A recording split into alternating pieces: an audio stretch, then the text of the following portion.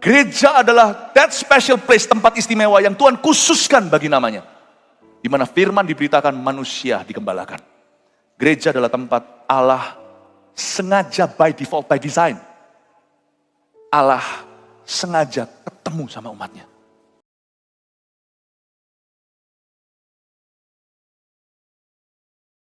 Shalom kekasih-kekasih Tuhan. Katakan kanan kirinya shalom.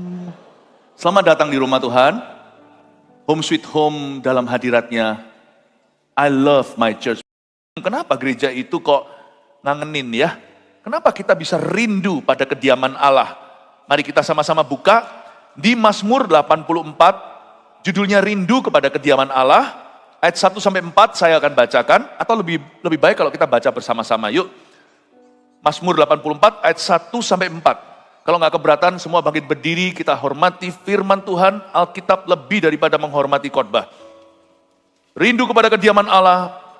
1, 2, 3. Untuk pemimpin biduan. Menurut lagu Gitit, Mazmur Bani Korah semua.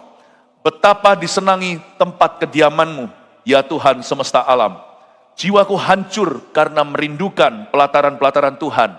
Hatiku dan dagingku bersorak-sorai dengan keras katakan, kepada Allah yang hidup. Bahkan burung pipit telah mendapat sebuah rumah, dan burung layang-layang sebuah sarang, tempat menaruh anak-anaknya pada mesbah-mesbahmu, ya Tuhan semesta alam, ya Rajaku dan Allahku. Katakan amin. Terima kasih, silakan duduk. Kalau di Alkitab kita, bahasa Indonesia, dikasih tambahan judul, Rindu kepada Kediaman Allah. Saya kasih dalam bahasa modernnya, kangen gereja. Kenapa ya orang yang mengecap kebaikan Tuhan di rumah Tuhan itu kepingin kembali? Why? Terus terang, saya tidak bisa hidup tanpa gereja. Bukan hanya untuk saya, betapa pentingnya untuk keluarga saya. Without a good church culture, tanpa kebudayaan bergereja yang sehat, keluarga saya tidak bisa utuh berkembang dalam rencana Tuhan. Pasti ada sesuatu yang missing sekalipun kita diselamatkan oleh Tuhan Yesus secara pribadi. Gereja tidak menyelamatkan, I know. Tapi setelah kita diselamatkan, kita butuh rumah Tuhan. Kita butuh keluarga Tuhan. First to Christ, then to church, itu betul sekali. Gak bisa kita itu survive di dunia ini. Kerohanian kita pasti akan mati, minimal kering kerontang, tanpa saudara seiman. Di gereja ini bukan hanya kita temukan saudara seiman, kita juga menjadi saudara sevisi. Visi menjadikan kita satu. Dan di hari perdana kita adakan kebaktian. Gembala-gembala regional kita dari mana-mana datang ke sini untuk mendukung rumah Tuhan. Kita ini dipersatukan oleh satu visi bersama-sama. Rumah Tuhan itu tiada terkatakan. Pentingnya gereja dalam kehidupan orang percaya. Bergereja adalah salah satu rencana Allah yang terpenting dalam hidup kita. Memang tidak otomatis mendatangkan keselamatan. Keselamatan itu hanya lewat Yesus. Gereja yang memberitakan Injil adalah gereja yang baik. Gereja yang menjangkau adalah gereja yang baik. Gereja yang memuridkan adalah gereja yang benar.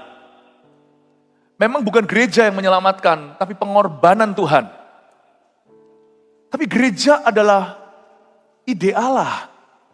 Tuhan tahu bahwa kita nggak boleh sendirian. Rindu kepada kediaman Allah sudah ada sejak perjanjian lama. Sudah ada sejak Raja Daud, sekalipun zaman dahulu kala belum disebut sebagai gereja.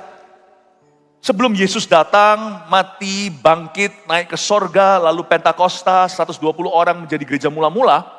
Hari itu mereka menjadi 3.000. Zaman dulu namanya bait suci, bait Allah. Mari kita baca sekarang Mazmur 84. Saya jelaskan ayat per ayat. Untuk pemimpin biduan, ayat ke-1. Menurut lagu Gitit, Mazmur Bani Korah, berhenti saya jelaskan. Mazmur 84 ditulis in David's time. Ditulis dalam sejarah pada saat Raja Daud hidup. Saya sukanya Alkitab itu adalah buku sejarah juga, bukan hanya buku rohani. Kita ke Israel tahu bahwa tempat-tempat itu ada di sana. Raja Daud adalah figur dalam sejarah. Bagi beberapa orang, hanya seorang raja besar. Tapi bagi orang percaya, dia seperti bapak iman. Raja Daud ini juga punya karunia kenabian. Dia bernubuat untuk sesuatu yang melampaui masa hidupnya. In David's time, dia menulis sebuah lagu, ini bukan tulisan Daud sebenarnya, Mazmur 84 adalah salah satu timnya Daud, Bani Korah, untuk pemimpin biduan, menurut lagu Gitit. Baca gini kadang-kadang kalau kita tidak diajarin, tidak diberikan penerangan, kadang-kadang kita baca hanya lalu lalang. Ayat 1 ini sebenarnya dalam sekali. Ada 3 individu yang kelihatan. Daud, ya, dan juga Bani Korah. Bani Korah itu adalah seorang pria, kita nggak tahu namanya. Kita cuma tahu dia keturunan Korah. Bani itu artinya keturunan. Keturunan anak-anak saya Bani Mantova gitu ya. Tapi kita nggak tahu namanya siapa, nggak perlulah. Kalau melayani Tuhan itu kita nggak perlu tampil muka juga nggak apa-apa. Asal kita bisa berbuah. Tapi Bani Korah ini istimewa karena dia adalah keturunan seorang yang dihukum oleh Allah. Dia keturunan pemberontak. Bukankah kita semua keturunan Adam dan Hawa? Kita layak mati sih. Perbuatan amal kita itu tidak sebanding dengan dosa kita. Kita sebenarnya itu sepatutnya semua masuk neraka. Ngapain Yesus mati di Golgota? Tapi itulah cerita tentang gereja. Gereja adalah tempatnya orang-orang berdosa yang diselamatkan oleh anugerah. Gak usah dibuka, Bilangan 26 ayat 9-11, gak usah dibuka, saya hafal ayat itu. Lalu ada cerita di mana Bani Korah dengan 250 teman-teman segengnya gempur Musa. Pokoknya singkat cerita mereka memberontak sama Allah dan mereka jelek-jelekkan Musa. Apa yang terjadi adalah Tuhan marah. Tuhan mengizinkan tanah menelan mereka hidup-hidup dan 250 orang yang bersama dengan Korah itu dimakan api. Kejadian persisnya seperti apa nggak tahu, tapi Tuhan Allah kita itu ajaib. Perkara supranatural pun terjadi. Bencana alam, tanah kok bisa robek, menelan begitu banyak orang. Api bisa menjalar, saya tidak tahu apa persisnya seperti apa. Tetapi saya percaya firman Allah. Tapi di ayat 11 dikatakan, namun anak-anak Korah diselamatkan. Luar biasa ya. Anak-anak Korah diselamatkan. Tuhan kalau bicara soal hukuman tidak pernah tuntas. Kalau kasih dia tuntaskan. Sampai-sampai di Kalvari, di kayu salib itu dia berkata, sudah selesai. Dia selesaikan. Bahkan Tuhan ampuni yang sisa-sisa. Gara-gara itu masih ada yang bertobat, termasuk perwira Italia yang menyalibkan dia. Nanti-nantinya Rasul Paulus yang dulunya Saulus, yang menganiaya Yesus Kristus dengan menganiaya jemaatnya. Waktu Yesus di atas kayu salib, dia tuntaskan pekerjaan penebusan. Kalau ngomong soal kasih, Tuhan kalau mengasihi itu selalu tuntas, embel-embelnya kena semua. Percayalah kalau Tuhan mengubah hidup seseorang, gak akan nampak sisa-sisa masa lalunya. Coba Anda lihat itu kupu-kupu, mana tahu itu dulunya cacing atau ulat saja. Gereja ini juga menjadi kesaksian bagaimana orang-orang diubahkan. Yang dulu anak-anak muda gak keruan, hubungan sama ayah, ibunya sama papa mamanya memberontak. Berubah suami istri gak jadi cerai, yang cerai pun kembali. Itu banyak kejadian di gereja ini. Untuk itulah kita bergedung. Karena Tuhan mau bekerja di dalam rumahnya. Bani Korah ini luar biasa. Dia diselamatkan oleh anugerah. Bani Korah termasuk keturunan yang diluputkan. Gereja itu punya ruang yang cukup besar untuk semua orang berdosa. Room for all. Gereja itu tidak eksklusif tetapi inklusif. Dia membuka dirinya agar manusia berjumpa dengan Allah. There is room for all of you here at this church. Ada ruang untuk siapapun kita di tempat ini. Tapi tolong diingat, Tuhan menerima Bani Korah. Turun-temurun lagi. Jadi penggubah lagu, penulis Mazmur. Kita loh, tulis lagu bagus-bagus pun gak masuk di dalam Alkitab. Ini anak pemberontak. Jelas-jelas dihukum Tuhan hidup-hidup. Kok bisa nantinya ada seorang penulis Alkitab Bani Korah? Saya gak habis pikir. Tuhan itu kalau ampuni, dia gak berhenti sampai pengampunan. Dia gak akan berhenti sampai dia memberikan kepercayaan. Coba lihat itu Saulus, penganiaya jemaat Kristus. Jadi Rasul Paulus, rasul bagi bangsa-bangsa. Menangkan banyak orang hingga presiden-presiden zaman itu. Bersaksi di hadapan semua. Tuhan kalau ampuni pendosa kayak Anda dan saya, gak berhenti sampai kita berhenti berlumuran dosa. Dia akan penuhi kita dengan Roh Kudus-Nya. Yesus itu luar biasa, dia sahabat orang berdosa. Tapi dia gak berhenti di sana. Seorang wanita tertangkap basah berzina. Semua manusia termasuk yang religius. Gak tentulah orang itu kalau nampak agamawi itu penuh belas kasihan. Mereka punya visi untuk merajam wanita itu karena mereka hanya terpaut pada hukum Taurat. Tapi Tuhan itu punya hukum kasih juga di atas hukum Taurat itu. Dia berkata, hai wanita, mana orang yang mau menghukummu? Satu persatu mereka sudah pergi karena Yesus sindir begini, siapa yang gak pernah dosa ya lempar batu pertama, yang paling tua minggat dulu. Dan Yesus berkata seperti ini sama wanita itu, gak ada toh yang mau menghukum kamu. Gak ada Tuhan, aku juga gak. Tapi Tuhan gak berhenti di situ. Go, dilepas sama Tuhan. And sin no more. Pergi dan jangan berbuat dosa. Gereja adalah house for sinners, bukan house of sinners. Bedakan, gereja bukan gerejanya orang berdosa. Gereja adalah gerejanya orang kudus. Tapi semua orang kudus bermula dari orang berdosa. Karena hanya Tuhan yang kudus, kudus, kuduslah Tuhan Allah semesta alam. Gereja itu bukan gerejanya orang berdosa. Gereja itu gerejanya bagi orang berdosa. Karena siapa yang butuh tabib kalau bukan pendosa-pendosa seperti kita? Siapa yang butuh tabib? Kalau orang sakit butuh dokter, orang sehat tidak memerlukan.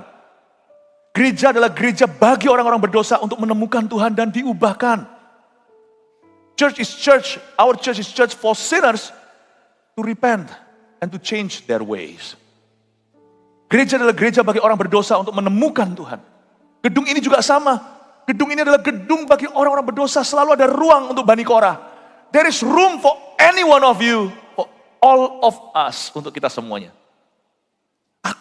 Masa aku bisa datang ke gereja? Masa aku bisa menjadi bagian dari gereja itu? Bisa. Itulah intisari rumah Allah, rindu kepada kediaman Allah. Yang membuat gereja itu istimewa adalah gereja bukan rumah sakit, seperti kata orang. Gereja adalah rumah sembuh. Gak ada orang pergi ke rumah sakit mau sakit. Gereja bukan rumah sakit. Saya perbaiki kalimat itu yang sering kali didengungkan. No, gereja itu rumah sembuh. Tapi yang datang orang sakit. Tapi untuk sembuh. Kalau mau sakit aja gak usah datang ke rumah sakit. Di rumah aja kita sudah sakit. Diamin aja pasti kita mati. Tapi gereja rumah sembuh. I love my church. I love our church. Karena our church exists for such purpose. Gereja kita itu hidup berdiri untuk tujuan itu. Yang bangga menjadi bagian daripada gereja yang hidup. Berikan tepuk tangan untuk Tuhan. Haleluya. Bani Korah ini, dia terinspirasi. Kan lagunya pun dibuat pakai satu alat musik. Kalau Anda lihat menurut lagu Gitit. Dalam bahasa Inggrisnya Gittite. Orang Gitit saya beritahu. Lucu sih namanya Gitit gitu ya. Jangan kasih nama bayinya itu. Nanti dia akan dibully di sekolah. Gitit gitu ya. Nanti jangan-jangan nanti punggungnya kecetit. Lagu Gitit ini siapa sih? There is one Gittite. Ada satu orang Gitit yang kita tahu, tapi kita nggak tahu kalau dia adalah orang Gitit. Obed Edom namanya. Obed Edom itu loh, di zaman Daud belum ada bait suci. Itu di zaman Salomo anaknya. Tuhan melarang dia untuk membangun bait Allah. Jadi nggak semerta-merta kita bisa bangun gereja, itu nggak bisa loh. Itu kalau nggak ditentukan Tuhan nggak bisa. Baik itu kontraktornya, baik itu pencetus idenya, baik gerejanya, baik apapun, baik hostnya, nggak bisa. Unless God builds the house, we labor in vain. Kecuali kalau Tuhan mendirikan rumahnya, kita tidak akan bisa mendirikannya. Daud kurang apa? Dia punya materinya tidak diberi izin sama Tuhan. Salomo dikasih izin karena Salomo adalah orang damai. Daud adalah manusia perang. Nah pada waktu Daud lagi belum ada bait suci nih, tabut perjanjian yang melambangkan hadirat Allah itu tinggal di sebuah kemah. Namanya kemah pertemuan. Kalau ini sudah tradisional turun-temurun dari zaman Musa. Waktu orang Israel putar-putar di padang gurun. Kan minggu sebelum ini, minggu lalu di SCC kan saya ajarkan rahasia tabernakel ya kan. Bedanya apa sih sama bait suci? Perabotannya sama. Mezbah ukupan, meja roti sajian, kandil itu atau menorah atau kaki dian, semuanya sama. Bedanya yang satu di tenda, satu di gedung. Di zamannya Daud masih di tenda. Dan suatu hari Daud bawa itu dengan cara yang salah, tabut perjanjian, ada makan korban. Singkat cerita, Daud ketakutan. Gak bisa segampang itu pindah-pindahkan hadirat Tuhan. Karena the soul of the building is the presence of God. Karena bukan gedungnya, tetapi hadiratnya. Gedung kek, tenda kek, kalau Allah tinggal di dalamnya, sesuatu akan terjadi. Tapi Tuhan tidak rela melihat umatnya terus worship di tenda. Makanya Tuhan kasih mereka gedung. Tuhan yang menciptakan keong, menciptakan siput, menciptakan bekecot. Mereka aja dikasih tempurung, kepiting, udang. Masa Tuhan tidak akan memberi kita pakaian. Masa kita tidak memberi, Tuhan tidak memberi kita papan, sandang pangan papan. Tuhan yang menghiasi burung, burung gak dihiasi, bunga di padang. Tuhan juga akan menghiasi umatnya. Apalagi kalau umatnya rajin bekerja, mengerjakan misinya. Tuhan itu gak pernah biarkan orang yang cari dulu kerajaan sorga tidak ditambahkan. Pada waktu Obed-Edom itu mengadopsi tabut sementara karena Daud takut. 3 bulan lamanya kalau Anda baca. Rumah tangga Obed-Edom diberkati. Rumah lainnya semuanya mengalami krisis moneter. Obed-Edom mengalir berkat Kristus di sana. Ada kemandulan di rumah Obed-Edom, anak cucu bertaburan. Dan Daud mulai melihat dan mendengar dari orang lain. Lihat itu Obed-Edom, orang Gitit itu. Diberkati karena dia menjadi tempat hosting tabut perjanjian. Daudnya jadi iri yang baik. Enggak. Harusnya bukan Obed-Edom itu, aku cuma titip doang. Bawa sini tabut perjanjian. Dia lihat manualnya, jadi orang Lewi yang angkat, dibawalah pergi ke Yerusalem. Anda tahu kan, Anda baca itu. Nah, Bani Korah itu, mungkinkah dia melihat Obed-Edom? Lalu dia mulai berbesar hati. Aku ini harusnya orang dikutuk. Aku ini keturunan koruptor. Begitulah ceritanya. Waduh, kalau sudah viral, matilah. Tapi dia berkata, kalau Obed-Edom bisa diberkati, diubahkan situasinya. Karena hadirat Allah. Aku juga. Aku rindu untuk diberkati Tuhan. Aku rindu masuk ke hadirat Tuhan itu. Zaman perjanjian lama gak bisa sembarang masuk. Hanyalah imam besar yang bisa masuk setahun sekali. Zaman sekarang kita enak. Kita bisa saat teduh pribadi di rumah, lalu hadirat Allah dari sana. Asal hatimu tulus. Asal hatimu tulus kepada Yesus. Karena Yesus jalan kebenaran. Tidak ada jalan kepada Bapa kecuali melalui dia. Kalau kita jalan masuknya lewat nama Yesus, pasti kena. Pasti mempan, pasti sampai ke Bapa. Zaman dulu gak enak. Karena itu dia berkata, aku tunggu sampai tabut itu diangkat dari Obed-Edom. Lalu akan dimasukkan ke Yerusalem, dipindahkan ke Yerusalem maksudnya. Aku ingin datang ibadah. Meskipun aku gak boleh masuk ke tenda atau ruang suci, apalagi ruang maha suci, hanya imam besar setahun sekali. Aku mau berada di pelataran luar. Ingat ya, perabotan yang saya ajarkan minggu lalu itu adalah bejana pembasuhan. Itu perabot paling besar di luar sana. Melambangkan persembahan atau penyerahan hidup kita kepada Tuhan. Aku mau datang di luar juga gak apa-apa. Lebih baik 1 hari di pelataran Tuhan. Daripada 1000 hari di tempat lain. Aku di luar aja gak apa-apa. Tuhan gak usah bukain misalnya kalau saya datang ke rumah Anda, saya bel-bel di luar, gak usah dibuka. Apalagi masuk ke ruang tamu, apalagi masuk ke ruang tidur, udahlah. Gak nyampe situ. Saya gak ekspektasi. Saya ini siapa sih? Sana orang penting, saya orang biasa. Apalagi saya orang hina. Cukup saya diizinkan di parkirannya aja, aku udah happy. Kalau Anda bukakan gerbangnya, saya di pelatarannya aja, di kebon. Gak apa-apa di situ ada anjingnya, saya tak sama anjingnya aja di situ. Lebih baik di kandang babi kalau di hadirat Allah daripada di rumah mewah. Tapi yang ada hanyalah pertengkaran saja. Luar biasa loh ini, coba saya jelaskan betapa rindunya, kangennya. Betapa inginnya desperado, putus asa, rindu setengah mati sampai homesicknya. Si Bani Korah ingin ketemu tabut perjanjian dari jauh padahal. Dia cuma ingin di pelataran. I want to go there, I want to go to church. I want to go to church. Wow. Saya beritahu, Bani Korah tidak bisa ibadah seperti kita. Dia hanya di pelataran aja, di gerbang luar sana. Panas-panas, padang pasir ya kan. Kalau zaman dulu, zaman Musa, tapi sekarang pun di terik matahari karena masih di tenda. Belum di dalam gedung, dia berkata, aku mau. Gak apa-apa tenda, gak apa-apa. Aku gak perlu fasilitas, gak perlu AC-nya. Asal aku bisa rasakan hadirat Allah dari jauh. Aku sudah super kamsyah, udah terima kasih. Coba bayangkan Bani Korah itu hatinya kayak apa. Orang berdosa yang merindukan hadirat Allah. Dan dia tahu bahwa rumah Tuhan itu tujuannya itu. Mencipta ruang bagi pendosa seperti Anda dan saya untuk berjumpa dengan Tuhan dan diubahkan. Orang muda mendapat penglihatan, orang tua mendapat mimpi buruknya ditempel sama Tuhan. Orang muda yang hidup tanpa tujuan tiba-tiba memperoleh visi yang lebih tinggi, visi yang surgawi. Anak-anak kecil pun bernubuat. Itulah rumah Tuhan. Makanya dia buat lagu ini menurut alat musik Gitit. Dia terinspirasi sama Obed-Edom. Kata, wow aku mau kayak gitu. Obed-Edom sih dari keluarga baik-baik. Kalau Anda baca Obed-Edom itu dia pelayanannya apa? Dia itu termasuk penunggu pembuka pintu bait suci, keturunannya juga ada pemusik-pemusik. Kalau dia sih orang baik, Yesus itu juru selamat orang baik. Karena orang baik nggak tentu benar. Yesus juga juru selamat orang jahat. Tuhan itu juru selamat kedua-duanya. Anak sulung, anak bungsu, dua-dua dia adalah bapaknya. Kalau dia lihat Obed-Edom diubah, saya juga. Saya bisa rasakan Bani Korah. Keturunannya sudah dilabel sama Israel, semua orang cek-cek-cek di sekolah. Geleng-geleng kepala. Dia berkata kalau dia bisa mengalami berkat Tuhan karena dia masuk hadirat Allah. Itu pun hadirat Allah gak sengaja loh titip rumahnya. Saya juga. Masuklah ke rumah ini dengan ekspektasi. Mulai hari ini. Kalau lain diubah, saya juga. Yang percaya berikan tepuk tangan untuk Tuhan.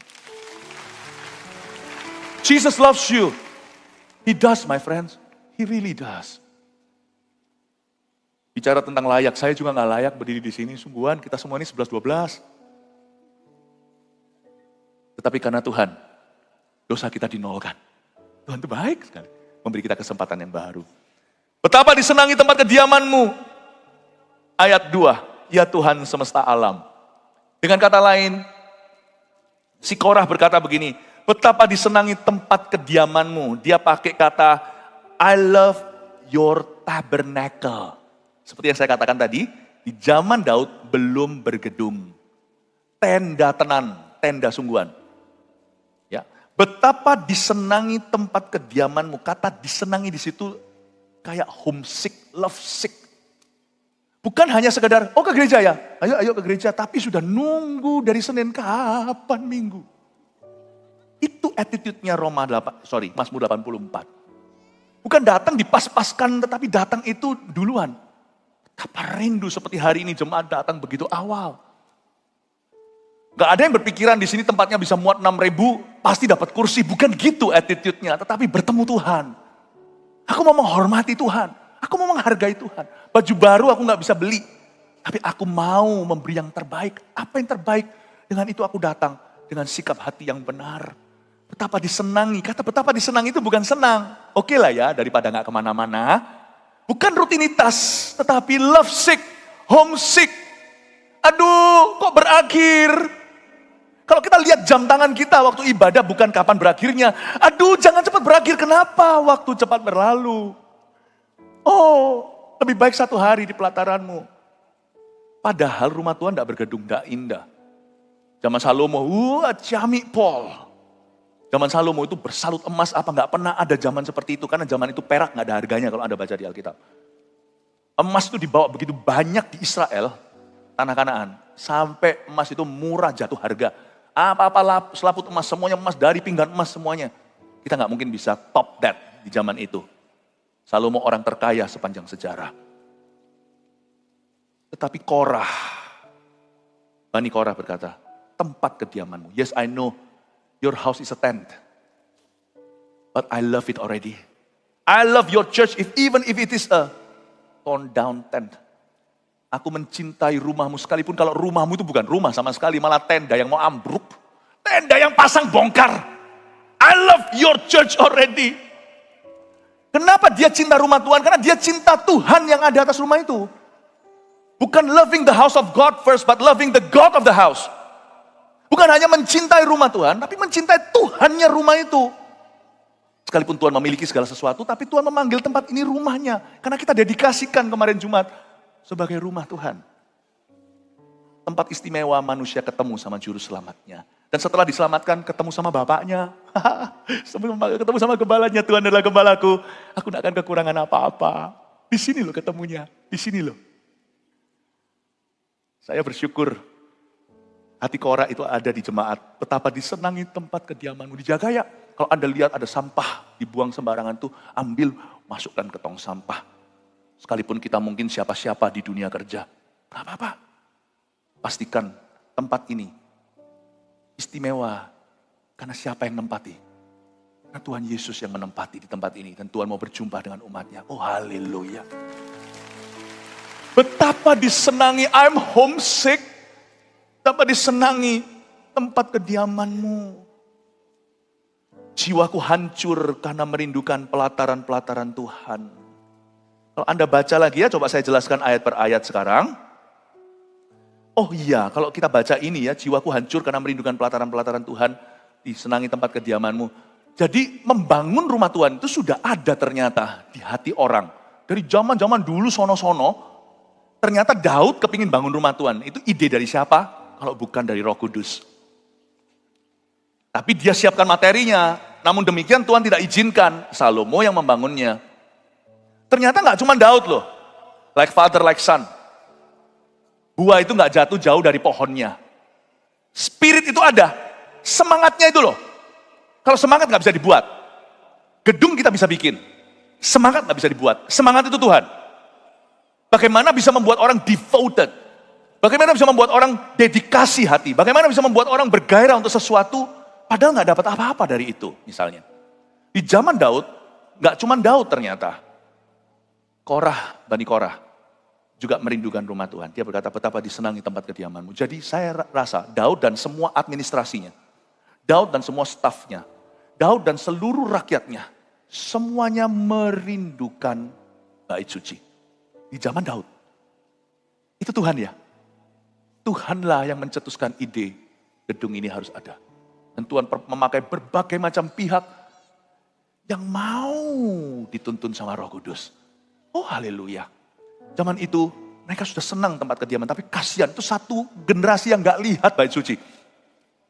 Saya gak yakin Bani Korah melihat bait Allah. Mungkin mereka juga sudah usia-usia tua. Ini mati bersama dengan Daud. Nanti zaman Salomo, dia bangun berapa tahun. Selesailah bait Allah itu.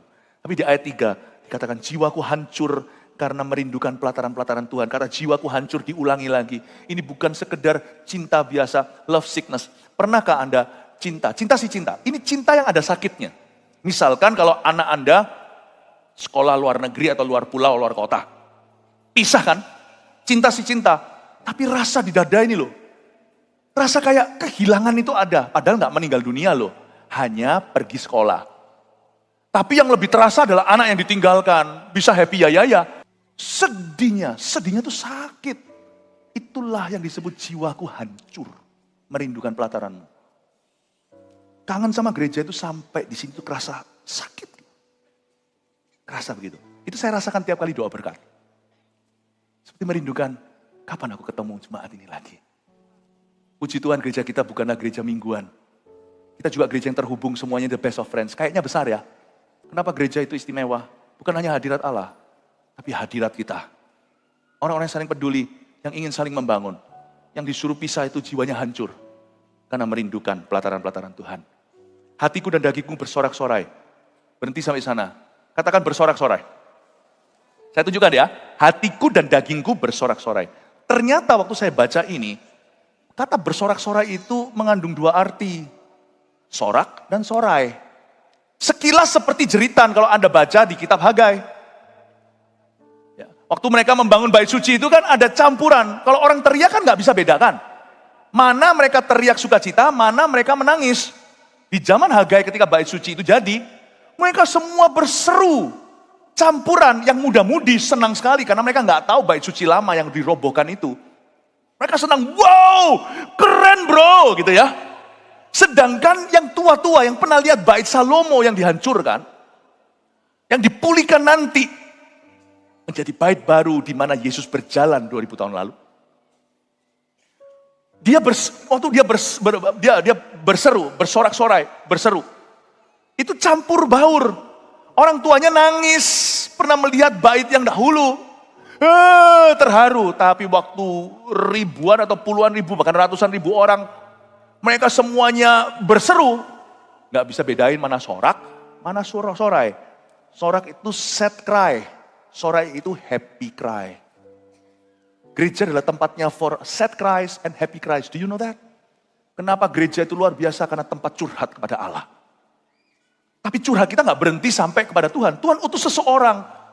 Doa kita itu bisa kepada Bapa kami di dalam sorga. Tetapi ada kata kaminya loh, kita gak pernah sendiri. Jangan doakan doa Bapa kami kalau kita gak bergereja sungguhan.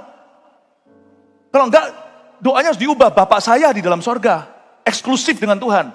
Bapak kami itu berarti majemuk. Kita bisa memanggil dia Bapak, lalu habis itu kita berseru kami, datanglah saudara-saudara seiman kita. Berkerumun di sekeliling kita saling membantu. Besi menajamkan besi, manusia menajamkan manusia. Pagi tadi saya jelaskan tentang menajamkan manusia roh, menajamkan manusia iman kita. Kalau enggak kita kan menjadi manusia daging, hanya dijajah panca indera, yang kelihatan itu fakta. Tapi kita nggak melihat kebenaran. Yang kita lihat hanyalah hidup sementara ini sampai kita mati atau meninggal dunia. Tapi kita nggak bisa melihat hidup yang kekal dan maksud Allah di balik hidup yang sementara. Saya melihat bahwa gereja itu tempat di ayat ini, sorak dan sorai.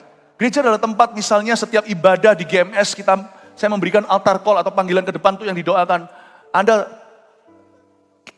pasti akan ada orang-orang yang nangisnya itu karena penyesalan, lalu dijamah Tuhan atau pertobatan. Tapi juga ada yang menangisnya karena Tuhan kau baik, sukacita dan haru. Ada yang teriaknya haleluya, ada yang teriaknya ampuni aku ya Tuhan. Gereja adalah tempat untuk orang bersorak-sorai. Sorak adalah tangisan, sorai adalah seruan sukacita. Kepada Allah yang hidup. Coba katakan kepada Allah yang hidup. Coba saya jelaskan kalimat ini. Gereja bukanlah tempat program manusia. Sekalipun semua harus diprogramkan.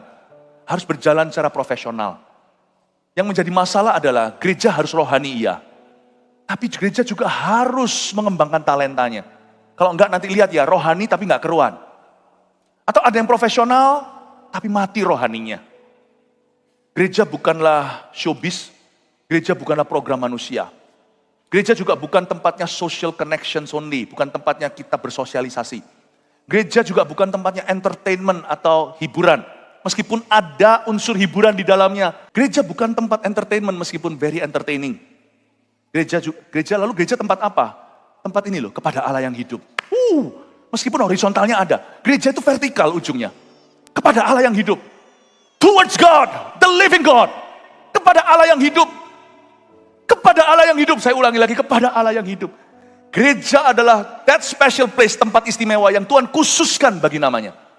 Di mana firman diberitakan, manusia digembalakan. Gereja adalah tempat Allah sengaja by default, by design. Allah sengaja ketemu sama umatnya.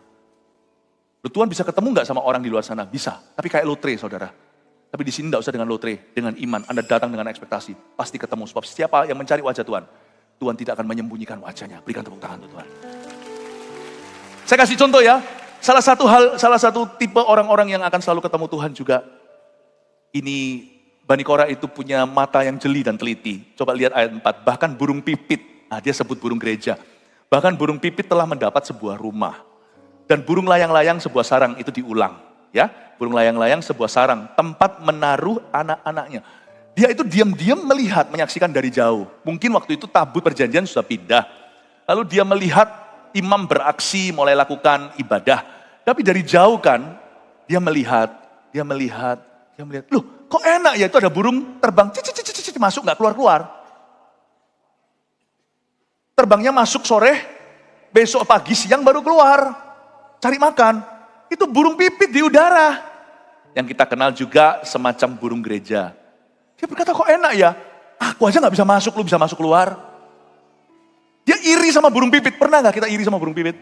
Kalau mau iri itu sama burung elang. Iri itu jangan sama apa yang dunia punya yang Anda gak miliki. Irilah untuk perkara-perkara sederhana. Menunjukkan bahwa di hatimu ada kekekalan. Dia melihat itu dan dia berkata iri, waduh kok enak ya. Lalu dia bisa melihat bahwa burung-burung itu menaruh anak-anaknya. Loh keluar kok yang keluar 3 sekarang. Kecil-kecil sama si nyononiknya. Dia berkata alangkah baiknya. Bani Korah tentunya punya istri, punya anak lah.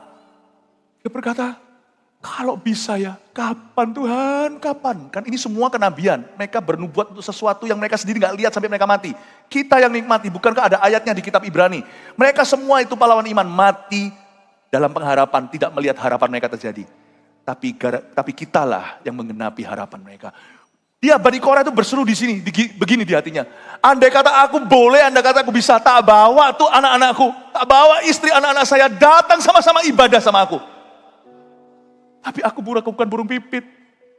Aku bukan burung layang-layang. Ya sudah, kami dari jauh saja. Gereja adalah tempat Anda beribadah. With your family. Oh, disinilah keluarga-keluarga dipulihkan, katakan amin. Gak ada orang kalau makan enak itu gak ingat sama keluarganya. Waduh ini enak, ini istriku harus coba. Aduh ini enak, ini papa. Di mana papa, di mana? Kalau itu cuma makanan kan gampang, besok keluar jamban, maafkan. Tapi kalau untuk keselamatan, masakah kita rela melihat orang lain masuk neraka, padahal orang lain itu ada dalam jangkauan kita. Gereja adalah tempat burung layang-layang mendapat sarang. Mendapat sarang.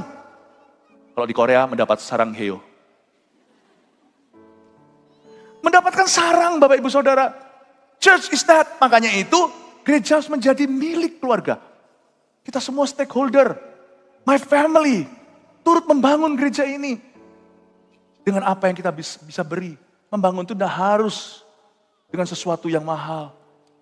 Tapi apa yang kita berikan untuk Tuhan di dalam gereja ini. Waktu kita, talenta kita, doa kita, AI yang lap kursi. Semuanya turut membangun tempat ini. This is the place where I will teach my children. Aku akan ajari anak-anakku untuk takut akan Allah. Oh haleluya. Tapi gereja juga adalah di matanya Bani Korah. Saya percaya waktu dia lihat dan iri sama burung. Ini lucu ini, ada satu orang iri sama burung. Ditulis di dalam Alkitab. Waktu dia lihat itu tiba-tiba Roh Kudus berbicara kepada dia. Saya nggak heran kalau itu terjadi. But you are also like that. Gereja adalah the house of sparrows. Mau tahu nggak gereja burung pipit itu seperti apa sifatnya? Coba lihat ya, dia nggak signifikan. Saya paling kasihan tuh burung-burung gereja kalau di luar sana itu dijinggoin itu loh. Warna hijau, warna yang metalik merah. Itu kasihan masuk pori-pori, jangan dibeli yang gitu. Beliin terus lepasin aja. Kasihan deh. Ya. Kita tuh nggak signifikan, ditangkap cuma berapa duit. Makanya Tuhan pakai ini sebagai ilustrasi, itu pun dia pelihara. Cukup kerja dengan hati yang tenang, quiet of mind itu perlu. Buat apa kita di luar sana itu punya segalanya kalau kita nggak punya satu hal ini? Coba perhatikan satu kata ini. Many people don't have. Dan ini mahal, beli berapapun nggak dapat. Peace. Damai sejahtera. Dan Tuhan bicara pasti kepada Bani Korah. Ini yang dimiliki oleh burung-burung itu. Kenapa mereka suka di gereja? Gereja itu tenang, di situ nggak ada yang mau nangkep mereka. Nggak ada yang mau jinggoin gitu, warnain. Mereka merasakan peace in God's house. In God's house there is peace. Makanya itu sebutan orang Kristen satu dengan yang lainnya itu shalom. Shalom. Damai sejahtera. Damai sejahtera itu artinya apa? Tidak ada yang hilang. Tidak ada yang patah dalam segala rencana Allah atas hidup Anda. Yang hilang pun akan ditemukan. Yang putus atau patah pun akan disambung. Kita ada sebuah jaminan bahwa kita bertumbuh dalam rumah Tuhan. Kita disirami sama firman. Kita akan mengalami shalom itu. Bapak Ibu Saudara, damai sejahtera dirasakan oleh burung-burung. Selain itu, burung-burung pipit itu punya satu lagi karakteristik. Apa itu? Mereka restless. Itu kadang-kadang ya, saya lihat mereka aja capek loh. Terbang. Kapan lu tenang? Makanya akhirnya GMS Live keluarkan album namanya Tenang. Untuk ingatkan semua burung pipit ini. Anda dan saya ini burung pipit semua. Coba lihat di gereja, kita mengalami peace of heart. Tenang. Bagi saya gereja itu kecanduan. Dalam hal ini kecanduan yang tidak butuh kelepasan. Saya jangan lepaskan saya dari kecanduan ini. Kalau saya tidak kecanduan gereja, saya mungkin kecanduan dugem. Kalau saya tidak kecanduan gereja, mungkin saya kecanduan hal lain. No, ini kecanduan yang baik. Dan saya mau anak-anak saya semuanya juga merasakan ini. Kalau enggak, zaman ini zaman edan. Saya enggak yakin dan percayakan. Di gereja aja enggak sempurna kok. Banyak gereja yang enggak keruan juga ada. Kita berdoa enggak usah tunjuk, kita harus evaluasi. Kita lihat diri sendiri aja dan jaga. Bayangin, kalau garam aja ada yang enggak asin kok. Garam aja enggak ada yang enggak asin. Jangan cari yang non garam, pasti enggak asin. Bapak Ibu Saudara, saya ingin untuk mengingatkan bahwa we are like sparrows. Kita seperti burung pipit itu, kita restless. Kayaknya itu kayak mau ngejar apa? Kalau kita tanya ya sekarang di hidup ini kita ngejar apa sih? Coba tanya sendiri. Ngejar apa sih? Coba tanya, ngejar apa sih? Semua kita akan mati. Ngejar apa sih? Dan kita tidak akan bawa apapun yang kita punya. Sungguhan. Yang satu-satunya kita bisa bawa, cuman hubungan kita dengan Sang Pencipta yang merupakan penebus kita. Kalau kita tanya ya, kita ngejar apa sih? Itu burung itu ngejar apa? Tapi di gereja, makanya mereka disebut burung gereja, mereka dapatkan damai. Makanya itu di sini dikatakan waktu dia melihat burung-burung itu, kalimat terakhirnya ini, dengan ini saya selesai. Saya ulang lagi ayat 4, bahkan burung pipit telah mendapat sebuah rumah, burung layang-layang sebuah sarang, tempat menaruh anak-anaknya. Pada mesbah-mesbahmu ya Tuhan semesta alam. Lalu kalimat terakhir, ya Rajaku dan Allahku. Di sini ada double my. 2 kali dia berkata pakai kata ku. Ini lancangkah imam besar aja nggak berani, tapi dia berani berkata, ya rajaku. Wow, Tuhan di copyright sama dia. Ku. Lalu rajaku dan Allahku. Jarang loh perjanjian lama itu formal. Misalnya seorang raja tidak akan berkata saya. Raja-raja, bangsawan, apalagi royalty, selalu kalau nyebut begini. Baginda, berkenankah Baginda untuk makan malam, sebab hidangan sudah disiapkan. Baik, kami akan segera tiba. Wah, karena royalty itu selalu sebut kami, dia nggak pernah sebut saya. Kami, yes, we shall arrive very soon. Prepare dinner. Wah, semua orang yang berurusan dengan Tuhan, zaman perjanjian lama nggak berani sebut rajaku, Allahku. Raja kami, Allah kami, nggak boleh lancang sama Tuhan. Harus hormat. Nunjuk nggak boleh begini-beginilah kira-kira. Tapi dia berkata, ya rajaku, Allahku. You will not grow until you make God your God. You will not know the truth. Kau tidak akan pernah tahu kebenaran sampai kau jadikan Tuhan sebagai Tuhan dan juru selamatmu secara pribadi. Biarin orang mau bilang apa, bukan kita eksklusif tetapi rajaku, Allahku. Anda juga tidak akan pernah kerasan di dalam sebuah rumah Tuhan sampai Anda mengadopsinya dalam hati dan berkata, this is my church. Kalau saya ngomong gini, gereja bukan punya saya, karena sensitif buat pendeta. Oh iya gerejaku, saya selalu kalau di luar sana bilang gereja kami, our church. Karena gereja bukan gaweannya pendeta, atau gereja itu bukan hak milik pribadi seorang hamba Tuhan. Tapi jemaat monggo silakan. You make this church your church. Katakan pada orang-orang di luar sana, I love my church. Jadikan this church my, yours only. Katakan I love my church. Amin. Baru kita akan melihat Allah perjanjian itu akan mengenapi dalam kehidupanmu. Do you love your church? Do you love this place? Oh haleluya. 3 poin summary. Dengan ini saya tutup. Kangen gereja, kenapa? 1, 2, 3 mau difoto silahkan. Gereja adalah rumah rohani bagi kita dan keluarga kita. Itu dia. Kenapa gereja itu suatu bahan kangen. Sampai sakit bahkan kalau kita itu lama gak ke sana. Jadi kalau orang sudah lama gak ke gereja dan fine-fine saja, berarti ada sebuah appetite atau selera rohani yang mati dalam dirinya. Jangan-jangan bukan hanya sakit mah secara rohani, jangan-jangan memang mati rohaninya. Ya, gereja adalah rumah rohani soalnya. Bagi kita dan keluarga kita. Gak berhenti sampai kita. Saya melayani Tuhan hari ini supaya anak-anak saya melayani. Saya melayani Tuhan hari ini supaya anak-anak kita melayani. Saya tidak mau berhenti melayani. Kemarin waktu saya lihat dari balkoni, dari atas sana saya lihat anak-anak kecil, Eagle Kids. Aduh, voltage kita, saya berkata, Tuhan bantu kami ini setia supaya anak-anak ini bertumbuh dewasa tanpa trauma. Gereja adalah keluarga rohani kita. Meskipun kita family sendiri-sendiri, tapi this is our spiritual family. 2, di sini home sweet home ya. Betapa senangnya bisa memuji Tuhan bersama saudara seiman. Itu loh yang kita kenang pulang. Wah, bukan orangnya sempurna enggak. Kau sahabatku, kau saudaraku, tiada yang dapat memisahkan kita. Saya kalau udah lama enggak kembali ke home church ya. Saya keliling pelayanan kayak kemarin itu, saya missionary journey kemana-mana, Korea segala. Waduh, pas masuk belum di gedung baru, masih di SCC gedung lama, kelihatan Anda. Izinkan saya ngomong seperti seniornya, sebagai gembala senior, saya boleh berhak di atas mimbar ngomong begitu. Saya pakai kata ini ya, saya lihat kalian, boleh izinkan saya pakai kata yang agak jambal ya. Waktu saya lihat kalian, hatiku tuh luluh langsung, saya berkata, oh home sweet home. Sungguhan loh. Sejak kapan saya gini? Umur 6 udah Taiwan sendiri.